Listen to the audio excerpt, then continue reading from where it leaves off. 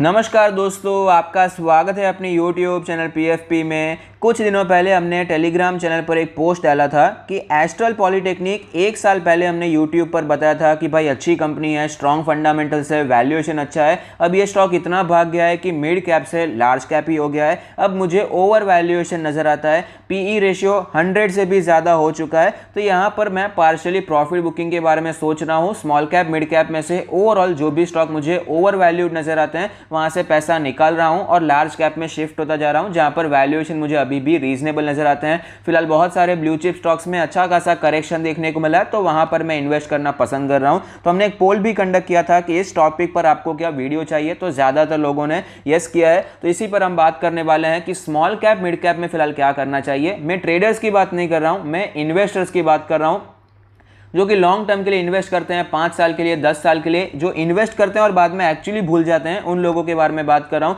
तो as a investor हमें market को किस तरह से देखना चाहिए, लार्ज कैप में, मिड कैप में, स्मॉल कैप में क्या करना चाहिए, SIP कंटिन्यू करें, लमसम इन्वेस्टमेंट करें, प्रॉफिट बुकिंग करें, इन सभी चीज़ों के बारे में आज हम बात करने वाले हैं। आपके सामने स्टॉक मार्केट का एक बहुत ही अच्छा कोट है, even the world's greatest business is not a good investment if the price is too high. और इस बात से मैं 100% सहमत हूं। जब भी मैं किसी स्टॉक को एनालाइज करता हूं तो एज ए इन्वेस्टर 2 चीजें देखता हूं कि भाई कंपनी का फंडामेंटल्स कैसा है, बिजनेस कैसे चल रहा है, वगैरह वगैरह, और दूसरा है वैल्यूएशन। अगर मुझे स्टॉक ओवर वैल्यूड नजर आता है, कितनी भी अच्छी कंपनी हो, कितना भी अच्छा बिजनेस हो, फॉर द टाइम बिंग मैं वहां पर इन्वेस्टमेंट नहीं करता। लेकिन कुछ लोगों का मानना है कि भाई कंपनी अच्छी होनी चाहिए, कंपनी में ग्रोथ होनी चाहिए, वैल्यूएशन कितना भी महंगा हो चलेगा, अगर कंपनी अच्छी है तो आज नहीं तो कल आपको ग्रोथ देखने को मिलेगी। ये थियरी मेरे हिसाब से तो टोटल बकवास है। जब आप इन्वेस्टमेंट करते हैं तो आपको वैल्यूएशन देखना पड़ता है, क्योंकि आप इन्वेस्टमेंट कर रहे हैं, कंजम्पशन नहीं कर रहे। लोग यहां पर भी कंजम्पशन वाला माइंडसेट लाते हैं। ये चीज स्टॉक मार्केट के एग्जांपल में कई लोग समझ नहीं पाते, तो मैं रियल एस्टेट का एग्जांपल देता हूं। सपोज आपने मुंबई में 1 करोड़ का फ्लैट खरीदा है कंजम्पशन के लिए, रहने के लिए, तो आप थोड़ा सा ज्यादा पेमेंट करना भी पड़े तो कर देंगे, क्योंकि आपको जगह अच्छी लगी है, फ्लैट अच्छा लगा है। लेकिन जब आप इन्वेस्टमेंट करते हैं रियल एस्टेट में तो सब कुछ देखते हैं कि भाई रियल एस्टेट में अभी कितना ग्रोथ होगा, यहां से वैल्यूएशन के आप बढ़ सकते हैं, क्या प्राइसेस में अप्रिसिएशन देखने को मिलेगा, रेंट कितना हो सकता है, ये सारी चीजें देखते हैं। जब आप कंजप्शन करते हैं तो ये सारी चीजें नहीं देखी जाती। थोड़ा सा महंगा भी देना पड़े तो भी एक बार हम चला लेते हैं, अच्छी जगह है, रह लेंगे, कोई बात नहीं है। लेकिन जब आप इन्वेस्टमेंट करते हैं तो ऐसा नहीं होता, वैल्यूएशन देखना बहुत ही ज्यादा जरूरी है।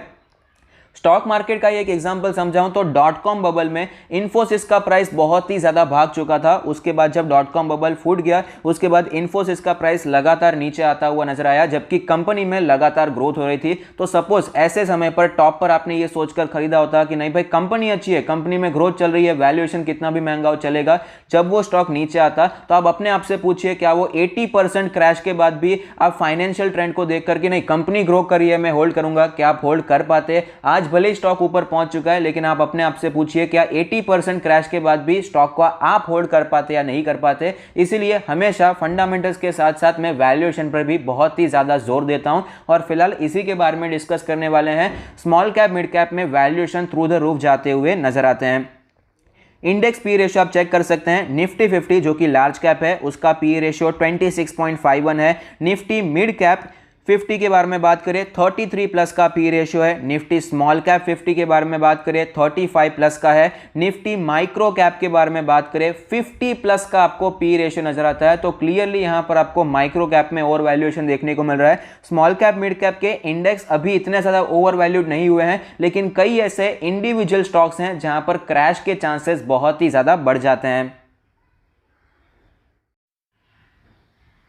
तो क्या सारे मिड कैप स्टॉक और small cap stock over valued हैं? ऐसा बिल्कुल नहीं है। कुछ स्टॉक ऐसे हैं जो कि इस बुल रन को डिजर्व करते हैं, क्योंकि उनके फंडामेंटल्स भी बेटर होते जा रहे हैं, उनका फाइनेंशियल परफॉर्मेंस भी हमें सुधरता हुआ नजर आया है। तो हमें कैसे पता चलेगा कि हमारा स्टॉक ओवर वैल्यूड है या नहीं है? तो हमें फाइनेंशियल परफॉर्मेंस को चेक करना है। अगर प्रॉफिट भी राइज हो रहा है, प्रॉफिट भी बढ़ रहा है स्टॉक के साथ, तो अच्छी बात है, वहां पर तो आप एडिशन करने के बारे में भी सोच सकते हैं। तो आप अपने स्टॉक को कैसे एनालाइज करेंगे उसका एग्जाम्पल भी मैं आपको बताने वाला हूं। पॉलीकैब का एग्जाम्पल लेते हैं। स्टॉक प्राइस आप देख सकते हैं 500 रुपए के लेवल से हमें 2000 तक जाता हुआ नजर आया, 4 टाइम्स मल्टी बैगर होता हुआ नजर आया है। पीई रेशियो आप देख लीजिए लीजिए 32 का पी रेशियो है। पी रेशियो देखकर ही पता चलता है कुछ ज़्यादा महंगा ये स्टॉक आपको नज़र नहीं आता। फाइनेंशियल ट्रेंड के बारे में बात करें तो आप देख पाएंगे प्रॉफिट भी राइजिंग दिखाई पड़ता है, लेकिन जिस प्रकार से स्टॉक में ग्रोथ देखने को मिली है उस प्रकार से आपको प्रॉफिट ग्रोथ होता हुआ नज़र नहीं आता। उसके बावजूद ज़्यादा टेंशन लेने वाली बात नहीं है। ये मैंने क्यों कहा ये मैं आपको थोड़ी देर बाद बताता हूँ। दीपक नाइट्रेट का भी एग्जाम्पल लेते हैं। यहाँ पर भी आप देख पाएंगे भारी तेजी बनी हुई है, 400 रुपए के लेवल से 2000 के भी ऊपर जाता हुआ नजर आया है। पीई रेशियो आप देख सकते हैं 30 के नीचे पी रेशियो है। मिड कैप इंडेक्स का जो पी रेशियो है उससे भी नीचे नजर आता है। फाइनेंशियल ट्रेंड भी आप देख सकते हैं, फाइनेंशियल ट्रेंड भी हमें ग्रो होता हुआ नजर आता है पिछले साल के मुकाबले। ऑफकोर्स यहाँ पर कोई ज़्यादा ग्रोथ आपको प्रॉफिट में नजर नहीं आती है, उसके बावजूद ये स्टॉक मुझे ओवर वैल्यूड नजर नहीं आता। उसका सिंपल रीजन है, कई लोग चेक करते हैं और अच्छी बात भी है कि वो पी रेशियो को स्टॉक के पास्ट पी रेशियो से चेक करते हैं। सपोज अभी 2020 चल रहा है, 2021 चल रहा है, तो 2019 में पी रेशियो कितना था, 18 में क्या था, 15 में क्या था, उस हिसाब से वो देखते हैं। पी रेशियो 60 पर पहुंचा, उसके बाद क्रैश हुआ पी रेशियो, ये सारी चीजें भी वो चेक करते हैं। अच्छी बात है, लेकिन जैसे जैसे कंपनी ग्रो करती है तो पीई एक्सपांशन होता जाता है। आपने पीडीलाइट का नाम सुना होगा, डीमार्ट का नाम सुना होगा, टाइटन का नाम सुना होगा, मल्टी बैगर स्टॉक्स हैं, एशियन पेंट्स हैं, इनका पी रेशियो बहुत ही महंगा नजर आता है। तो क्या शुरुआत से इनका पी रेशियो इतना महंगा था? ऑफ कोर्स ऐसा बिल्कुल नहीं है। शुरुआत में इनका पी रेशियो भी कम हुआ करता है, लेकिन जिस प्रकार से कंपनी ग्रो करती जाती है, मार्केट का भरोसा बढ़ता जाता है कि ये कंपनी आगे आने वाले समय में भी अच्छा परफॉर्म करेगी, तो पीई एक्सपांशन होता जाता है। पहले से टाइटन का पी रेशियो इतना महंगा नहीं हुआ करता था। जिस प्रकार से कंपनी ग्रो करती गई, कंपनी अपने आप को प्रूव करती गई कि हम अच्छे हैं, हमारा परफॉर्मेंस अच्छा है, उस प्रकार से मार्केट ने वैल्यूएशन भी उसे महंगा दिया है। दीपक नाइट्रेट की बात करें तो पहले इतना 30 का पी रेशियो बिल्कुल नहीं था, ये 20 के आसपास हमें ट्रेड करता हुआ नजर आता था। पॉलीकैब में भी कुछ सिमिलर एग्जांपल है। जब पहली बार स्टॉक को मैंने एक्यूमुलेट किया तो वो 16 के पी रेशियो पर किया था और फिलहाल स्टॉक 32 प्लस चल रहा है। वैल्यूएशन डबल हो चुका है, लेकिन ये स्टॉक ऑलरेडी काफी ज्यादा अंडर वैल्यूड थे, या फिर हम कह सकते हैं रीजनेबल वैल्यूड थे। इसीलिए सेक्टर को एक सेक्टर के साथ ही हमें ये चलते हुए नजर आते हैं, पीई एक्सपांशन होता हुआ नजर आता है। तो इसे हम ओवर वैल्यूड नहीं कहेंगे, इसे रन अप स्टॉक कह सकते हैं या फिर रीजनेबल वैल्यूड कह सकते हैं। तो ये जो सारे स्टॉक्स हैं, ये स्टॉक्स में टेंशन लेने वाली बात नहीं है। यहां पर अगर कोई गिरावट होती है तो ऐसे स्टॉक्स को आप एक्यूमुलेट करने के बारे में भी सोच सकते हैं। लेकिन कुछ और प्रकार के स्टॉक हैं जो कि कंपनी तो अच्छी है, लेकिन उनका परफॉर्मेंस वापस हमें यहां पर इतना ज्यादा फॉलो करता हुआ नजर नहीं आया और वैल्यूएशन बहुत महंगा हो चुका है। डिक्सन टेक्नोलॉजी मेरे हिसाब से बेस्ट एग्जांपल है। आप देख पाएंगे भारी तेजी देखने को मिली है। 20,000 का स्टॉक हुआ था, उसके बाद स्प्लिट हुआ था, आपको ये सब पता ही होगा। भारी तेजी हुई है, मल्टी बैगर स्टॉक बन चुका है डिक्सन टेक्नोलॉजीज, लेकिन इसका पीई रेशियो आप देख सकते हैं 142 चल रहा है। सेक्टर का पी रेशियो भी महंगा ही चल रहा है, 98 चल रहा है, क्योंकि पूरा सेक्टर ही बहुत ही ज्यादा भाग चुका है। आत्मनिर्भर भारत के चले यहाँ पर जितने भी स्टॉक हैं जो कि इंडिया में प्रोडक्शन करते हैं, ऐसे स्टॉक्स में बहुत ही एक हाइप देखने को मिला है, जो कि ऑफकोर्स अच्छी बात है कि प्रोडक्शन होने वाला है, लेकिन ये ओवर वैल्यूएशन दर्शा रहा है। आप प्रॉफिट देख सकते हैं कितनी कम ग्रोथ आपको देखने को मिलती है। जिस प्रकार से स्टॉक में ग्रोथ हुई है, जिस प्रकार से वैल्यूएशन ग्रो होता हुआ नजर आता है, इस प्रकार से आपको यहां पर प्रॉफिट ग्रो होता हुआ नजर नहीं आया। प्रॉफिट में अंडर परफॉर्मेंस देखने को मिलता है।